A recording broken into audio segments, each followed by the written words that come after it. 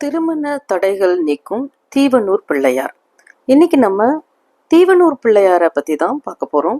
திண்டிவனத்திலிருந்து 13 kilometre தொலைவில் செஞ்சி செல்லுகின்ற சாலையில இருக்கின்ற தலத்தோட பேரு தான் தீவனூர். இங்க பாத்தீங்கன்னா கோயில் கொண்டிருக்கின்ற பிள்ளையார் பொய்யாமொழி பிள்ளையார் அப்படின்னு அழைக்கப்படுறாரு. இவர் லிங்க ரூபத்துல காட்சி தராரு.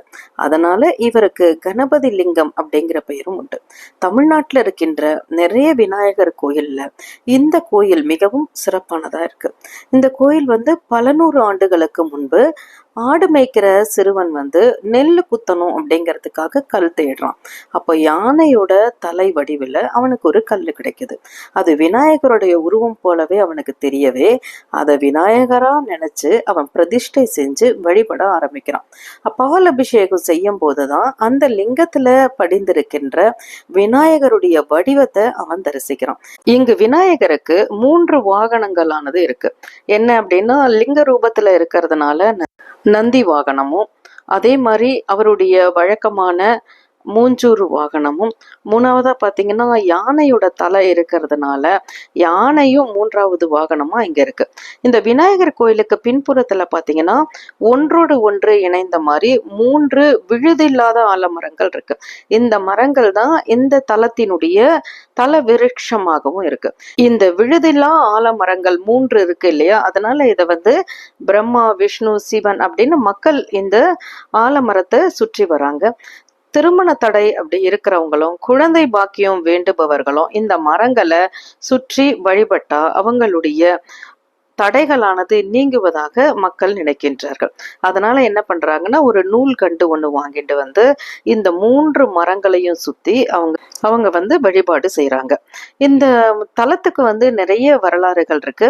அதுல ஒண்ணு என்ன அப்படின்னு பாத்தீங்கன்னா, இந்த கோயிலுக்கு ஒரு முறை ஒரு பக்தர் ஒருவர் மரக்காணத்திலிருந்து தென்னந்தோப்புல பொய்யாமொழி விநாயகருக்கு உடைக்கிறதுக்காக ஒரு தேங்காய் கேட்டிருக்காரு.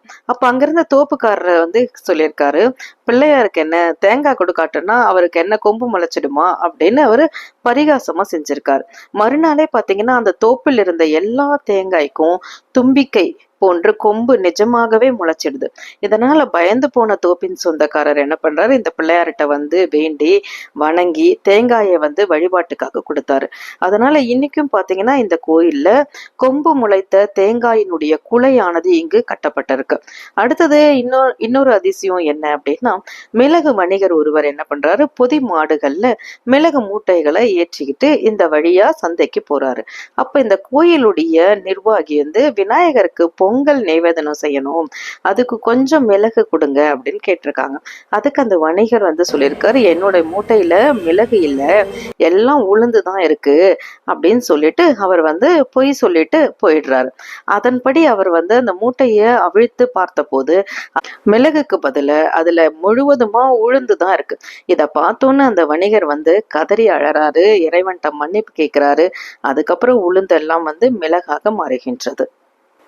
திண்டிவனத்துக்கு அருகே தீவனூர் அப்படிங்கிற இடத்துல ஸ்ரீ பொய்யாமொழி விநாயகரோட கோயில் 500 ஆண்டுகள் பழமையா இருக்கு. இங்க நீங்க போனீங்கன்னா விழுது இல்லாத ஆலமரத்தையும் உங்களால பார்க்க முடியும். எனவே இங்க சுயம்பு லிங்கமாக, சுயம்பு விநாயகராக அவதரித்திருக்கின்ற கணபதியை நீங்க லிங்க வடிவத்துல கண்டிப்பா தரிசிக்கலாம். அதனால நீங்க திண்டிவனம் போறீங்க அப்படின்னா அங்க இருக்க தீவனூர் விநாயகரை வணங்கி அவருடைய அருளை பெற்று வாருங்கள். நன்றி.